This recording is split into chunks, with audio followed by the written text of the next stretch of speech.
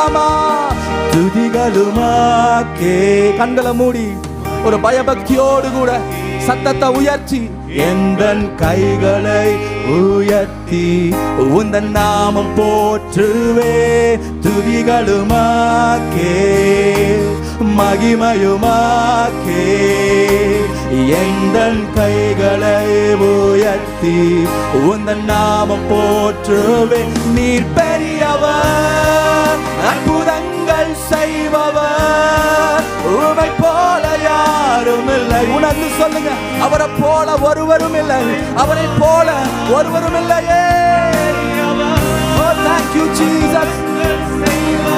அவரை போல தேவன் இல்லை, அவரை போல பாதுகாக்க, அவரை போல நம்மை ஆசீர்வதிக்க, அவரை போல ஒருவரும் இல்லை. உம்மை